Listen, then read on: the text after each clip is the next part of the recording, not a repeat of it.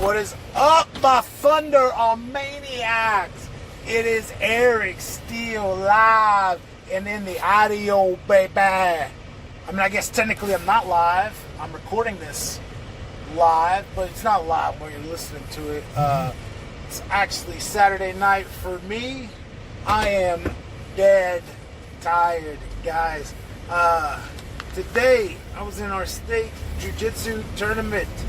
I had more matches than I can count. I got bronze and masters heavyweight gi. I got silver and masters heavyweight no gi. I should have got gold, but I had 3 matches back-to-back with no break and was gassed in the championship match. I got gold and absolute no gi, and then I was so tired I did not medal in absolute gi. But you win some, you lose some, and after that I had a wrestling show. Really good match, but guys, I am tired and I got about an hour and a half drive home, and I figured we would spend that talking about Thunder Pro Wrestling, baby. We'll have to stop and get a little protein shake so we can take a sip of the protein shake for the working man. Actually, might need a little coffee, a little sip of the coffee for the working man. But we'll get to that in a little bit. I just left the show. I told you guys I was going to try to record some Thunder Lips for you. So here I am, recording this Thunder Lips for you. So, let's talk about Thunder Pro Wrestling coming back. So, we ran Test Drive. Test Drive was literally that, a test to see if I could handle doing Thunder Pro Wrestling again. Now, in the midst of running this, first of all, thank you all who came back. I was blown away by the amount of people that signed up for Thunder Pro Wrestling. Like, there are some heavy hitters. There are some really good people. And so many former people who came back and signed up. Man, that just, that really, that meant something. Lets me know that you guys enjoyed Thunder Pro when it was around. I'm so happy that you guys enjoyed the product.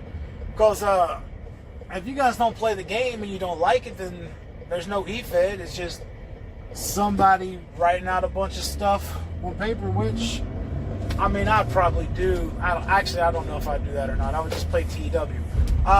But thank you guys for playing this game at Thunder Pro Wrestling. Like, it really means a lot that you choose to play it here. It seems like new eFed every week. You can find out about new eFeds every week. So it's really cool that you guys decided to play it here with me. Thank you guys for that. So Test Drive, like I said, it was a test to see if I could handle it. And in the midst of reading the RPs for Test Drive and writing it, I said, I cannot do Thunder Pro on a weekly basis. Or I'm not even, definitely weekly. I can't do Thunder Pro on a bi-weekly basis. What was that? I just did something, no idea what it was. Didn't see anything, but we were still good. Somebody threw something out, I guess, or it was dark and didn't see it on the road. But hopefully we're still good here. Lost my train of thought.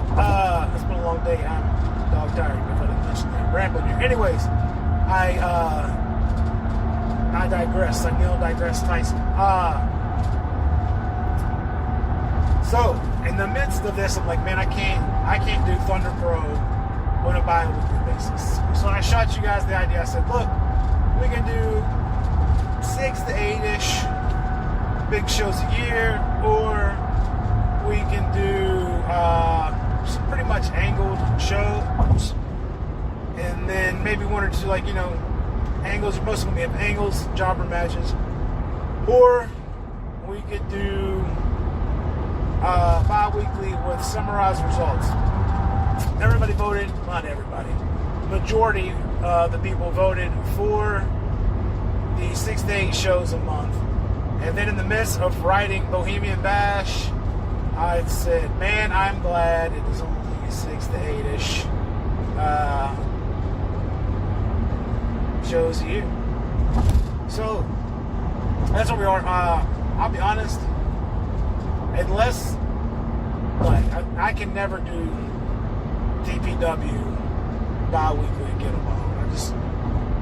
I don't have the time for it. The Bohemian Bash was later than I expected because I thought I was coming up on a pretty easy couple weeks. I'm a youth pastor, as many of you know.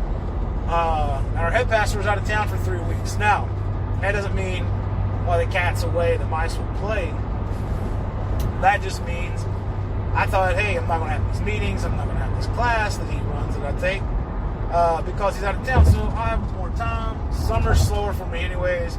I finished my master's, so I finished school, so I don't have all the schoolwork to do, so we're good there. We're good with all that.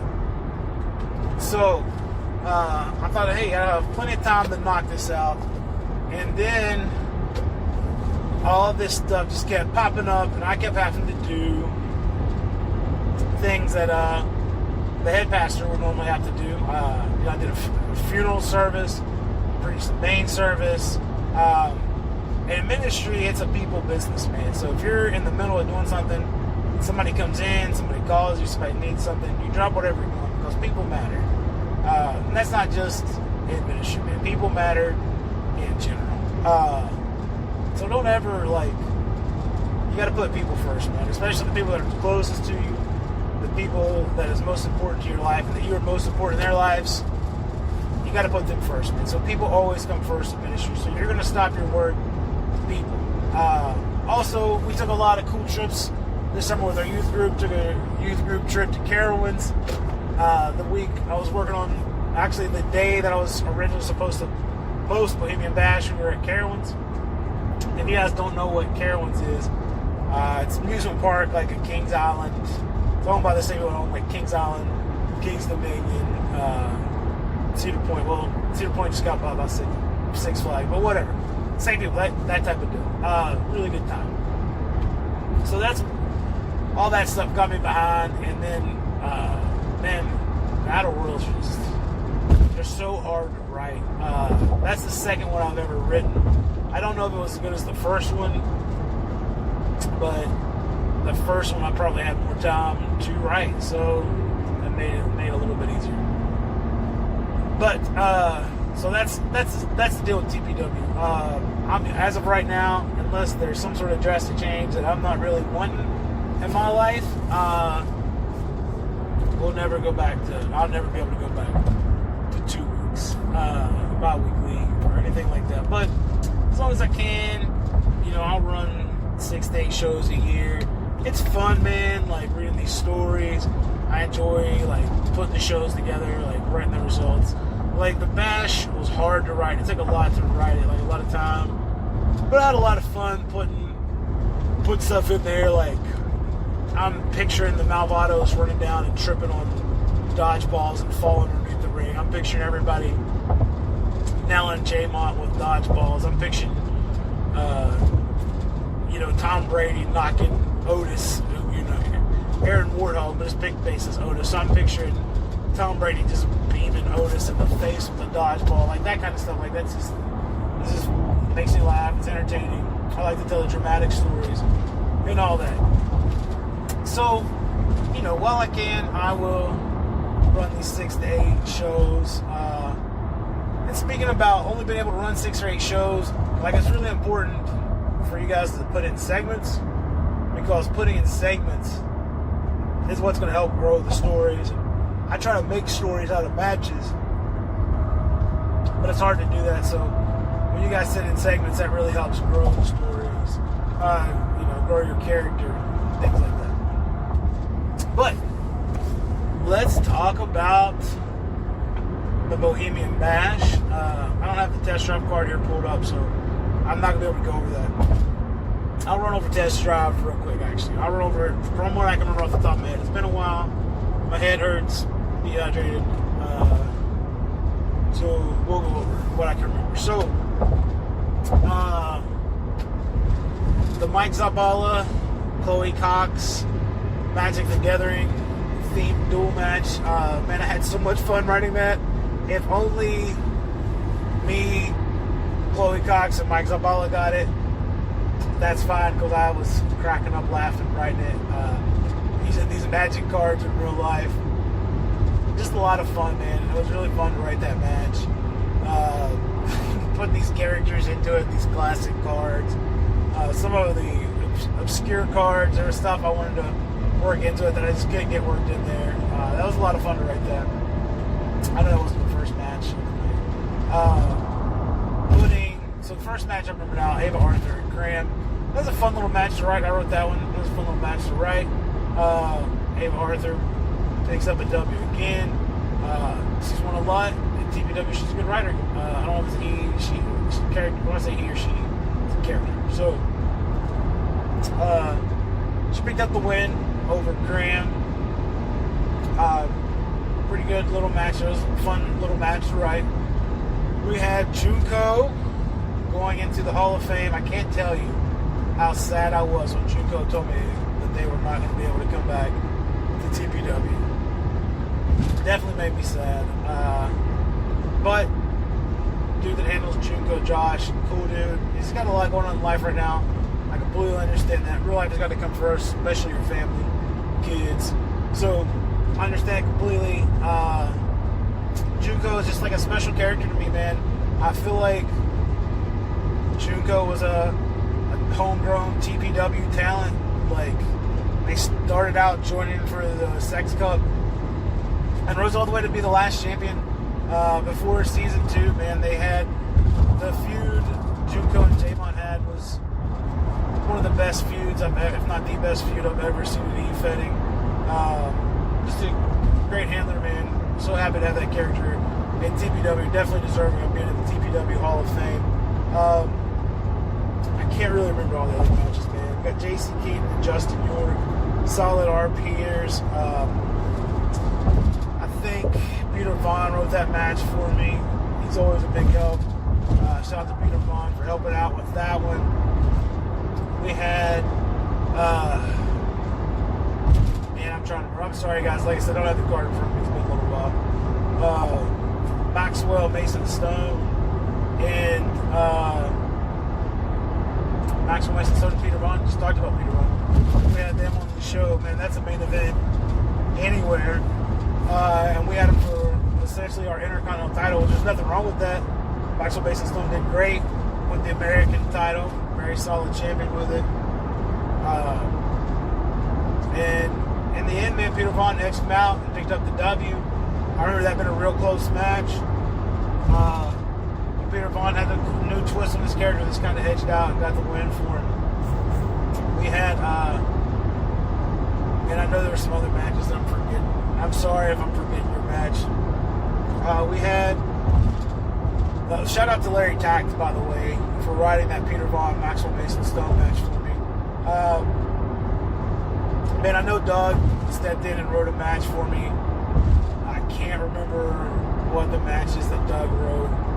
Doug's always a team player. He's a big help, man. Like, him and Vaughn are always big helps for TPW. I really appreciate him. I can't remember what match he wrote though. I'm pretty sure he wrote a match. It's pretty common for him to write a match. But we had the main event, the Hurricane Hustle. Hurricane Hustle was a match I made up. It's a lot of fun to me. So the Hurricane Hustle is the tag team titles are hung above the ring, and it's a ladder match, but there's a little stipulation. There's fans in each corner, not of the ring, but around the ring. It increase in wind speed until they reach 125 miles an hour. So you got to get the belts before the fans go off, or you got to disable the fans. And disabling the fans is always done by somebody throwing somebody else into it. I think this year we had Zabala run in and he kept the cord and got electrocuted. I forgot about that on one of them. So that was a fun little thing to throw in there. Not my best Hurricane Hustle, but it's hard to like not do things you've done before and matches like that and make them new. Especially we've had some of the same people in the matches a couple times. So hopefully it was a good match. Like, it was a lot of fun to write that. Like I said, I know I'm missing something. I'm sorry. So we'll move on to the Bohemian Bash. Man, we had a really good turnout. We only had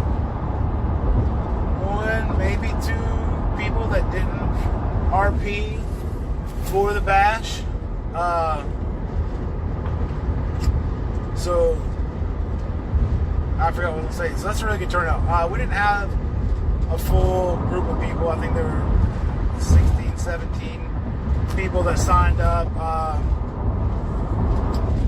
So we had a good turnout for that, man. Some really good role plays. Like, it was not easy narrowing it down to the top 5. And then once I narrowed it down to the top 5, it was not easy to get to number 1. You guys did too good of a job. You made it too hard on me.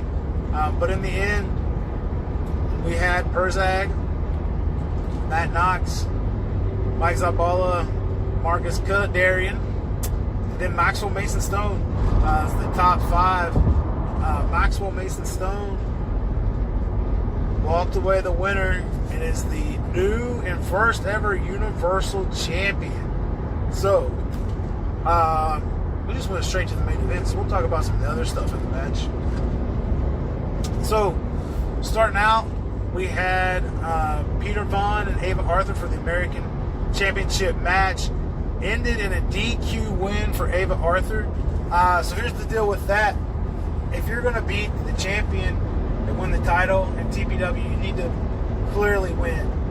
You need to clearly beat them. And this one was so incredibly close. I asked, I couldn't really pick a winner. Like, there were parts I really liked about Ava's, parts I really liked about Vaughn's.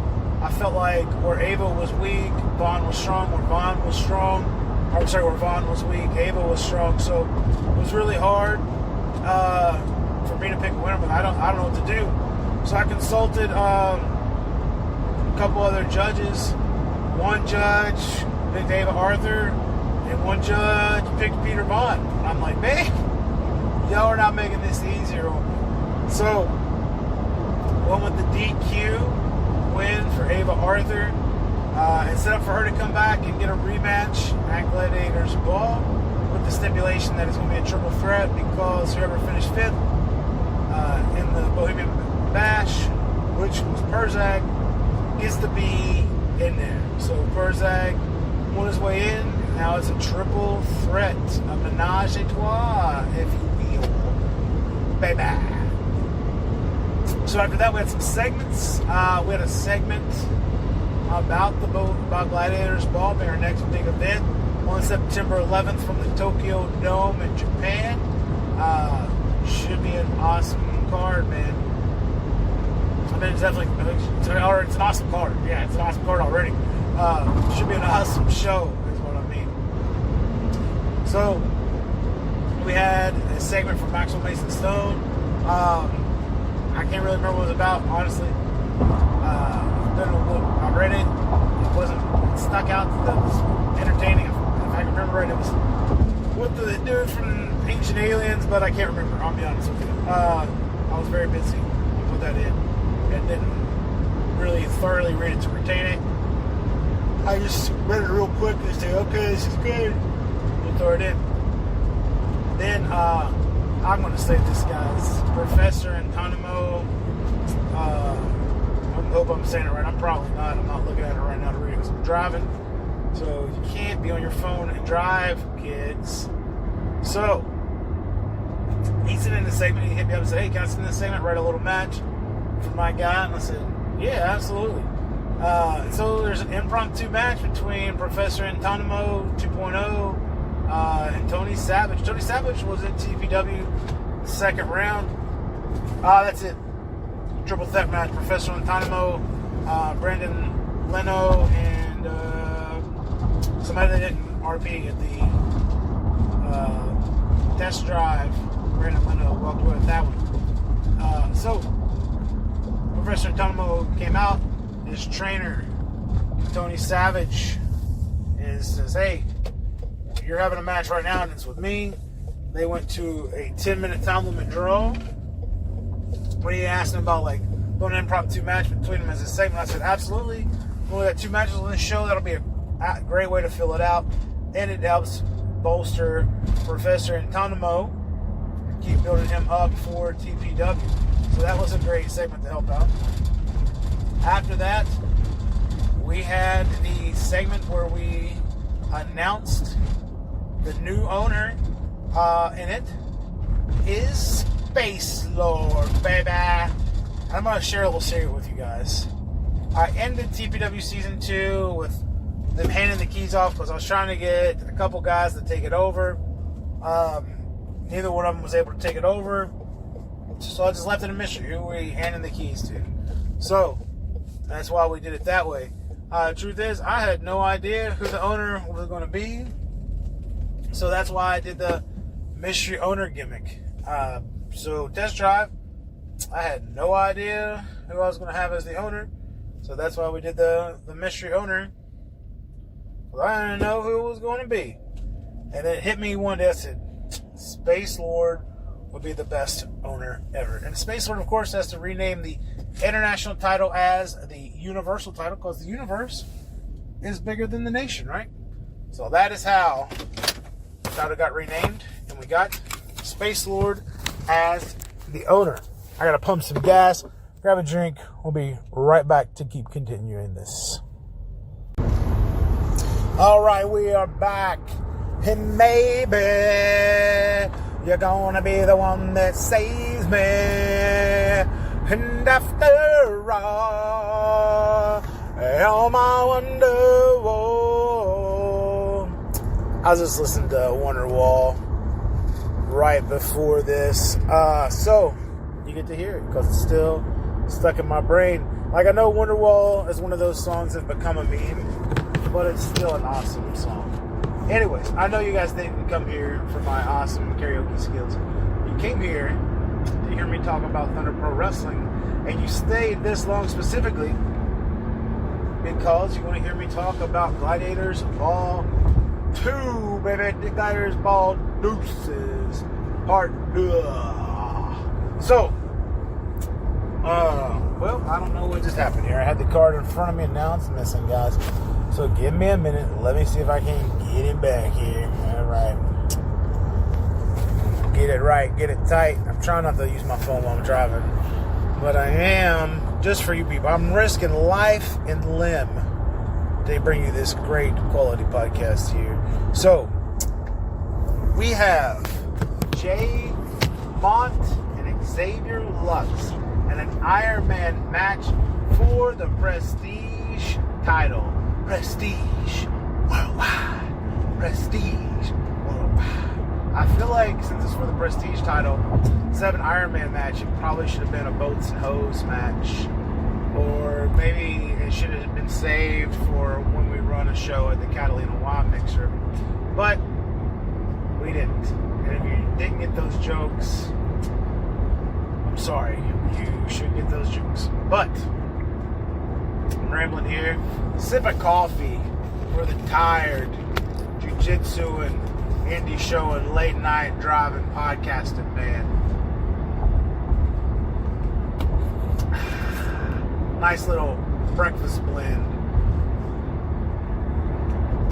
Let me give you guys a little coffee knowledge here if you don't know this. The darker the roast, the less caffeine it has. So to get the roast darker, they cook it longer and they give it that like cooked kind of burnt smoky taste.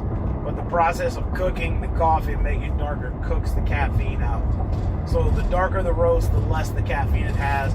The lighter the roast, the more the caffeine it has. The more you know, the more caffeine you can abuse.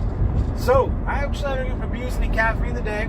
Bought a White Monster because if you guys didn't know this, I'm a little redneck. Bought a White Monster. Didn't punch any holes in drywall though. Bought a White Monster to drink before my wrestling match tonight, and I didn't have time because I got there and they said, hey, some guys are running late, you got to be first. And I thought, oh, okay, well, no time to drink this White Monster. Let me finish my Prime. Not a fan of Logan Paul, but Prime was the only hydration drink they had at the gas station I stopped at. So finished my Prime. Didn't have time to drink my White Monster. I needed the hydration more than I needed the energy. Because when you're dehydrated, you're also lethargic and sluggish. So if you ever have a headache, you feel tired, maybe you're just dehydrated and you need to hydrate. Hydration is very important to me. I drink almost a gallon of water, nearly a gallon of water, pretty much every day. Sometimes I slack on my off days, office days, I should say. busy with the family, but I try to make sure I get at least a half a gallon of water in those days. So hydration's important, kids. Once again, I'm rambling. I'm sorry you guys didn't come here to learn about coffee and hydration. You came here to talk about Gladiators Ball 2. So let's talk about it. Not just talk about it, let's be about it. So get those RPs in, be about it. Xavier Lux, J-Mod, Iron Man match for the Prestige title. Lux came to me and said, hey, I'd like to do something with J-Mod at the Bash. Set up for us to have a match at Gladiators Ball. So Xavier Lux is going to help get, he's going to cut a promo at the beginning with J-Mod. Or not at the beginning, he's going to come out at, I don't remember when he came out, like 5th or something like that. Cut a promo, and J-Mod jumps into the match. J-Mod accepts, and then later on, Xavier Lux hops the rail. Charles O. Patrick, head of security, was slipping. Let Xavier Lux jump the rail and caused J-Mod to be eliminated from Gladiators, or from Bohemian Bash. Have you guys ever noticed that, like, this is one thing that I've thought about that nobody talks about. Like, when you talk about kayfabe and making everything look real, making it look like a shoot, like, if a dude jumps the barrier and it's like a mark, like a fan, mark's not a derogatory term, so don't take it as a derogatory. Some people use it as a derogatory term, and if you use mark as a derogatory term, you're probably a mark. But mark's not a derogatory term. People try to use it as a derogatory term, it's not. Alright, its roots come from a somewhat derogatory term. A mark was a guy that you would work for their money in the carnival days. So you're still marks to carnies if you go to the county fair. And there's true carnies, not some high school kid at an amusement park or in a basket game. But if you go to like a true carnival, and you get a true carnival comes through your town, because trust me, there's still true carnivals. You get a carny, he's gonna think you're a mark working for your money. Anyways, so if a fan jumps, like somebody comes over the railing, security's like instantly tackling them, or like they try to slide in the ring, their referee just kicks them. But they never do that. They never do that when a wrestler is disguised in a hoodie. Everybody wears the same freaking zip-up black hoodie. They jump the railing and do these front ends and then pull the hood off to reveal themselves. Like, what if they just had, like, I don't know, somebody trying to jump in and attack somebody in their hoodie and the referee just punts them in the head? What if, I don't know the referees' names now. Like, what if one of the women referees in WWF just kicked some guy in the head? Like, Jimmy Uso tried to run in on Jey Uso, jumps the barrier, and gets kicked in the head by Samantha Irvin, or she's not there anymore, that's that ring announcer. But whatever, like just gets Jimmy Corderas just knee drops somebody running in the ring. But anyways, I'm digressing here. That's how we set up the match for J-Mod and Xavier Lux. This is going to be a killer match. And also, guys, this Gladiators Ball 2 card is absolutely stacked. Man, so many good matches on this card. We also have, after that, two guys making their debut in Thunder Pro Wrestling. Sip of coffee for the driving man. Put a little half and half in it. I'm going to tell you, man, black coffee with about a tablespoon of heavy whipping cream, it's hard to beat that. There's not many, like Starbucks doesn't make anything that's beating that. That cookie dough iced coffee from Dunkin's pretty fire. It's pretty legit. Shout out to Ryan Training 50 States in 50 Days for turning me on to that. But it's really hard to beat it, man. But they didn't have heavy whipping cream there. Plus, there's a lot of calories in heavy whipping cream, man. So I normally do half and half. Went with whole milk. Whole milk today. Let's let you know that one. Sip of coffee for the rambling man. All right, two guys making their debut at Thunder Pro Wrestling. We got Asher Creed. Cool name, by the way. Cool name. Very cool name. Against Duck Hunter. Weird name. Weird, not like weird. Like, you know, calling somebody a Duck Hunter is not a weird thing to call somebody. But for like a pro wrestler, like Duck Hunter kind of an odd name. And like, I gotta be honest, I love Josh Brolin. Josh Brolin is one of my favorite actors. So I wasn't like super disappointed when I saw that Josh Brolin was his pick base. But I gotta be honest, like, knowing that it wasn't a Duck Dynasty character like Uncle Si or like Willie Robertson wasn't the pick base for Duck Hunter, it's like, man, missed the golden opportunity. But when you read the character bio, what the character is about, Josh Brolin's a better fit. So we're going to see what these guys bring to the table. Thunder Pro Wrestling Future's bright. And Thunder Pro Wrestling, we got people coming in. I got to unlock my phone and check this out for you. Sorry, I apologize about that little burp there. We got a number one contenders match. Number one contender to the Universal title, Matt Knox against Mike Zabala. I'll be honest, I can't remember everything in Zabala's RP for the match. I can't really remember too many of them. I remember parts of them. I can't remember them from the start right now. So I apologize about that. I did like your guys' work. I read it all. But I just can't remember it right now. Because I'm really tired, guys. If you can't tell by the way that I'm rambling and going off track. And by the way, I'm taking a sip of coffee for the driving man. Sip of coffee for the tired, rambling, driving man. So Mike Zabala, Matt Knox, stipulation was this. Third and fourth place in the Bohemian Bash would get a number one contenders match. Mike Zabala did great, came in third. Zabala's super creative and funny.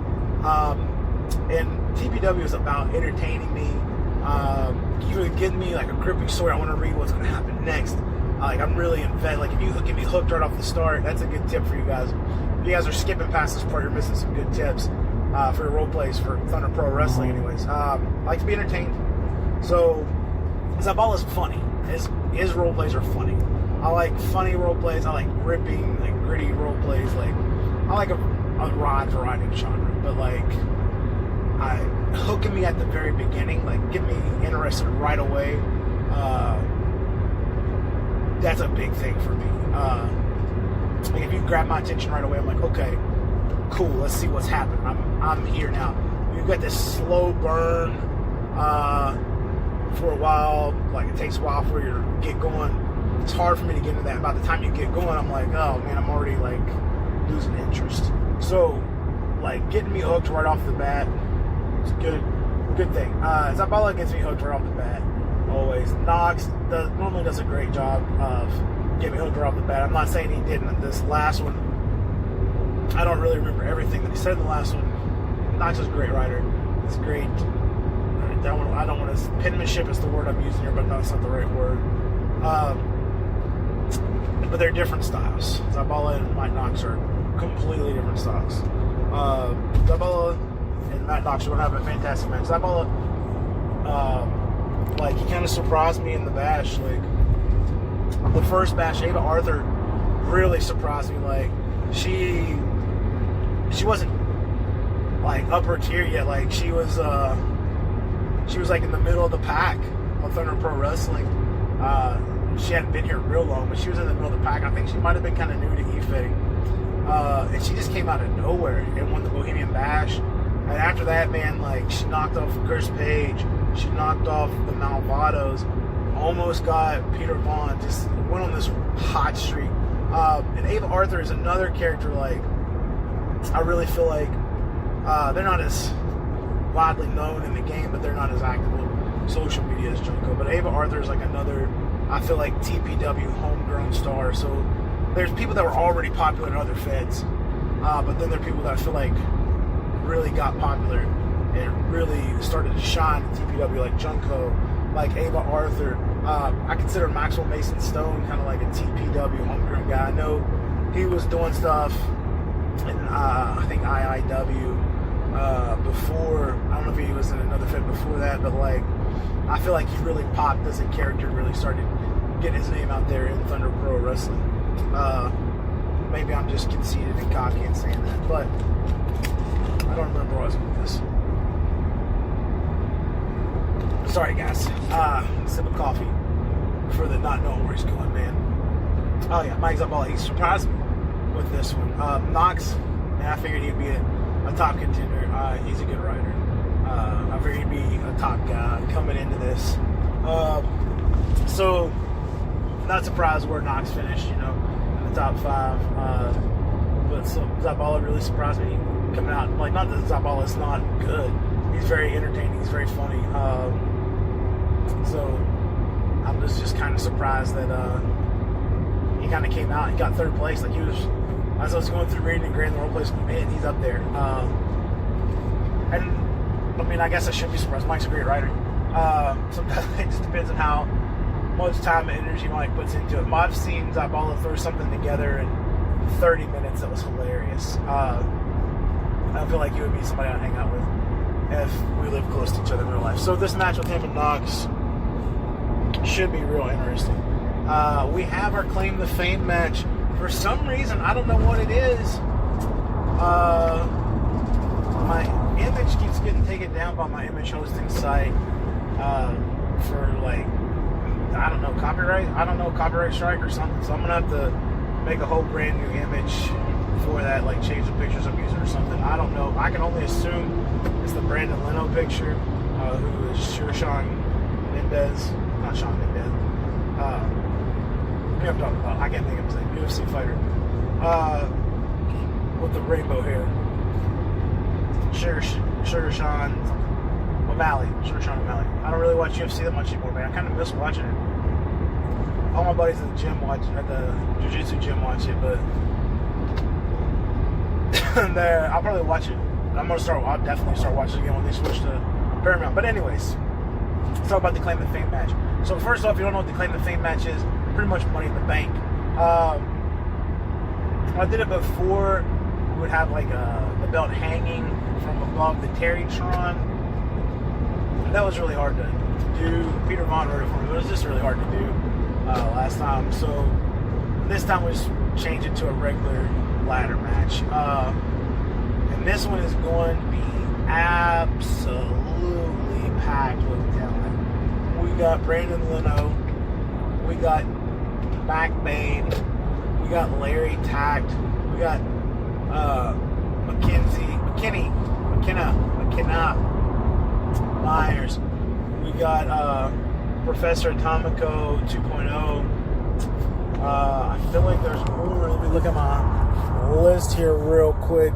So we got Mac Bain, Brandon Leno, JC Keaton, Professor Atomico 2.0, McKenna Myers, Larry Tact, and Jason Cash. Jason Cash making his TPW return in this match. Cash had a really good run here last year. He did really good last year in the Bohemian matches when he came in. Had a good little run feud here. Almost won the prestige title from the champion at the time, CJ O'Donnell. I feel like maybe the TPW style just wasn't Cash's cup of tea at the time, that's fine. Different people like different things, and if I remember correctly, it just wasn't his cup of tea, and he, wanted to move on. So that's fine. Like, he messaged me and said, "Hey man, can I come back to TPW? Like, his door's so open with me." And I said, "Yeah, man. Like, my list of people who I want to let back in TPW is very small. Like 2 or 3 people that I want to let back in. And I'm not going to go over that, but there are people that I don't think any Fed should let back in. Really, but it's everybody can do what they want with their own sandbox and their own Fed. But so Cash, yeah, absolutely, man. I don't remember you leaving on bad terms. If you did, obviously it wasn't something I'm still upset about. Plus, I'm not really somebody that's going to hold a grudge, especially over a game like this. If you're somebody that just consistently no shows, just has a bad attitude, causes problems, brings the place down, yeah, you don't need to be there. It's time to go, and you don't need to come back. But Cash wasn't somebody like that. At least never when I was running. I don't know if he's like that anywhere else. Different people have different opinions. Anyways, Cat never had a problem with Jason Cash. So absolutely come back. I also want to talk about McKenna Myers here real quick. McKenna Myers had a great showing in the Bohemian Bash. The character was was kind of unique. It was funny. The role play was entertaining. If I remember correctly, she just missed out on the top 5. I'm talking like maybe 6 or 7. 6, 7 from Gen Alphas out there. I'm around a lot of middle schoolers, guys. So, 6, 7 is something I might say sometimes. I gotta keep up with the lingo, man. I need to know what these kids are saying. So, anyways, McKenna Myers had a great showing at Bohemian Bash. So just mixed out in the top 5. Roleplay was entertaining. When I read the title of the roleplay, when she named it, I was a little bit nervous. But then upon reading it, I was like, oh, this was funny. Like, this was entertaining. Good way to use the aliens. Good way to put her character over. I enjoyed it. So she definitely earned her way into this match, which is loaded with talent, man. J.C. Keaton, Professor Atomico, Larry Tack, Mac Bain, Brendan Leno, like Jason Cash. I talked about him. Like, everybody in this match has got the writing abilities to be at the top or near the top in any fed that they go to. So having them all here in TPW is awesome. Thank you guys again for being here. This match is the hardest part about this match is going to be judging the winners. That's one of the hardest part about all the matches. Aside from that, let's see what else we got here, man. We got a toll booth coming. I'm driving on a toll road. I hate toll roads, by the way, man. Like, the tolls here, I'm sure in other states are more expensive, but I'm in West Virginia. West Virginia's a pretty poor state. These tolls are $4.25 a pop. I got an Easy Pass. One trip up and back on this toll road pays for your Easy Pass for the year, so might as well just buy an Easy Pass. But it's just annoying, man. Like, I already get taxed to pay. Don't get me started on taxes. I already get taxed to pay for the roads without the government who would pave the roads. And then you want to hit me again with a toll. Like, that's a big key with me, brother. That's I hate paying tolls more than I hate RPs that are just hanging in the void with no setting.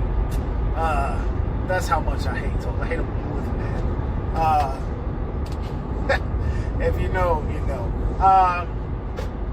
Anyways, next match. Peter Vaughn, sipping coffee for the toll hating, tax hating man. Peter Vaughn defending the American Championship in what's going to be an extremely tough match for him. I see he takes on Ava Arthur, who beat him by DQ. That doesn't change hands on disqualification. Peter Vaughn had to say, never mind. Too late to go back and talk about Peter Vaughn's segment. Is he? I'm talking about it anyway, so I guess I can't say too late. Is Peter Vaughn a good guy, or is Peter Vaughn a bad guy? Alexander Marshall tried to help him win one of them calls in the DQ, but he got Vaughn in the position to pin Ava Arthur. So, is Peter Vaughn a good guy? Is Peter Vaughn a bad guy? Is he with Alexander Marshall? Is he not with Alexander Marshall? Also, I got to come up with a new pick base for Alexander Marshall.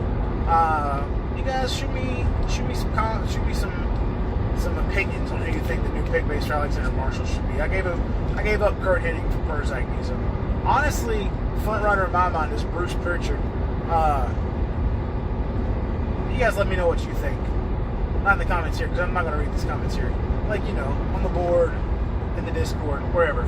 Sip of coffee for the Bruce Pritchard pick base leading guy. Leading man. I'm not a guy, I'm a man. So, Peter Vaughn, Ava Arthur, and Perzak. Perzak finished 5th in Bohemian Bash.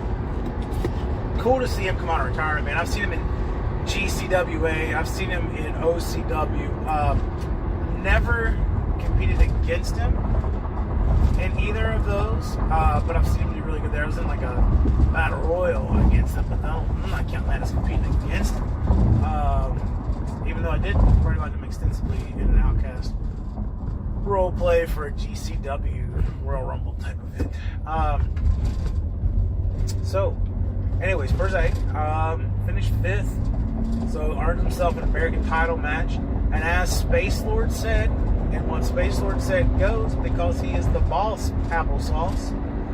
Perzak is going into a three-way dance because Ava Arthur deserves a rematch.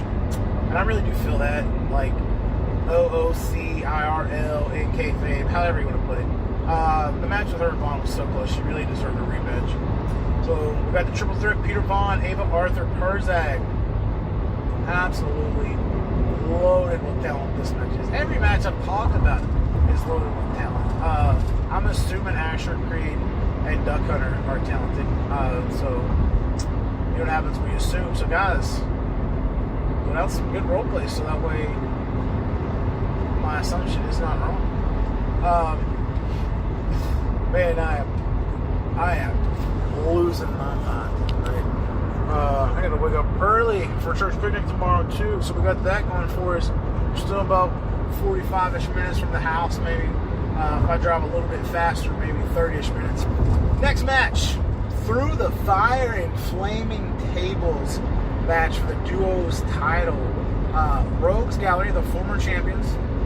They were champions coming in the test drive. Going up against the champions who dethroned them in the Hurricane Hustle at test drive. Nevermore. Matt Knox and Amber Ryan. I've been informed that it's no longer Amber Payne Ryan, just Amber Ryan. They've been tag team champions, which is the duos titles. I think this is their third reign. Honestly, I might be mistaken. It might just be the second, but I'm thinking it might be their third reign. So this has been a big rivalry, man. They had a big rivalry going at the end of season 2 of TPW. As a matter of fact, this is their third reign. Now think about it, because Rogues Gallery won the duos titles from Nevermore in season 2 of Thunder Pro Wrestling, and then successfully defended them at Retromania Alternative Reality, which was our last event of season 2 of Thunder Pro Wrestling. Then, there's 4 teams in that Hurricane Hustle from Test Drive. We had the Malvados, we had Nevermore, we had Rogues Gallery, and we had Larry Tact and Corey Black. Nevermore was able to capture the title. Rogues Gallery wants it back, and they made that known by coming out and costing Matt Knox costing Matt Knox, eliminating him.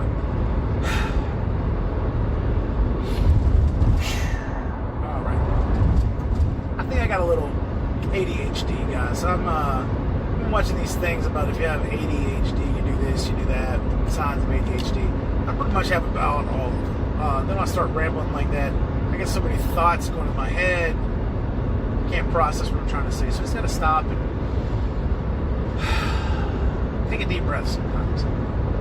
So, Rogues Gallery eliminated Matt Knox from the Bohemian Bash. Knox had everybody down, looking to eliminate somebody. Rogues Gallery just came in, put a whooping on that boy, and just threw him over the top rope. That's how Matt Knox got eliminated. So they let it be known they want a rematch. Jeremy the Wicked might have been a Hurricane Hustle match, I don't know. Maybe it was. It might have been. Jeremy the Wicked gave. No, I don't think it was. I remember Jeremy the Wicked giving Amber Ryan a white noise, kryptonite crunch, whatever move you want to call it. One of those either off of the top rope or off a ladder, something like that. Through a table, and that was a big deal. I don't think they did the flaming tables. I think they had a tables match at Retromania. So now it's a flaming tables match, and we're going to see who walks out duos champions. A sip of coffee for the self-diagnosed ADHD boy. I do have dyslexia too, so a lot of times those go hand in hand together, honestly. Hang on a second. We're in a little bit of traffic. Brake check for the End of Traffic podcast today. Let's get past this semi-truck here. It's not pulling a load of logs. My final destination, people will know you never, ever get behind a log truck with a load of logs. All this, growing up, my grandparents had a logging company, a sawmill, and I worked at the logging company. I worked at the sawmill, still terrified to drive behind a log truck. I think it's Final Destination. But anyways, this Through the Fire and Flipping Tables match should be pretty legit. Then we have our main event for the Universal Championship. Newly crowned champion Maxwell Mason Stone defending against the runner-up of Bohemian Bash, Marcus Kadarian. Marcus no longer a zombie Kadarian. I was a little sad when he told me he wasn't going to be a zombie anymore, because I just thought that was entertaining and unique. But he said not a lot of people write the zombie real well.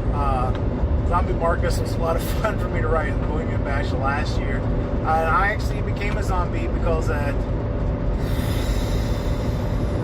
a different Retromania, not Alternative Reality, Retromania, we went back to like the 80s. He played off that his character got murdered because he got, the main event was Chris Page, Marcus Kadarian, and Larry Tack, and a 3-way for the international title. I think it was Larry Tack gave Marcus a slingshot into the cage, and Marcus's head got stuck in the cage. And then I went to the finish with Larry Tack and Chris Page, and he said, hey, he didn't write about Marcus getting out of there. Is Marcus still just hanging there? I guess Marcus is dead. And then he made Marcus a zombie. And I love that. I'm like, that's awesome. Just like, let's have fun, bro. It's called fantasy wrestling. Let's put some fantasy in it sometimes. Like, I feel like I'm a little weird that I like some realistic stuff. I like, if you're writing something like that's not realistic, if it's something that's off, if you're like, I drove 0 to 60 in 2 seconds, or she won a boxing title. She won the world heavyweight boxing title at only 17 years old. I'm like, that is unrealistic. But if you're like, hey, I'm a zombie now.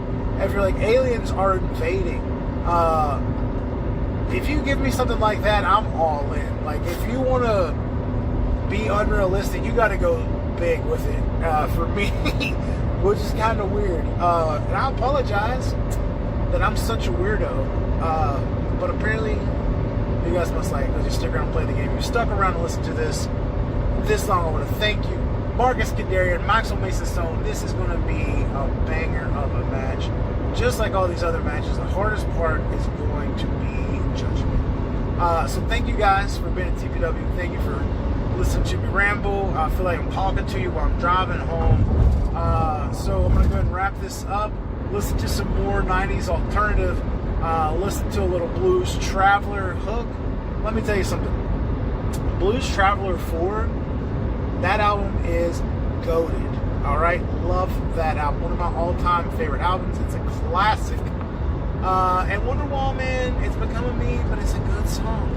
I think I'm going to go ahead and end the podcast now and listen to Caribbean Queen by Billy Ocean. It's an absolute banger. I will catch you guys later. Thank you for listening to Thunder Lips and the audio, baby.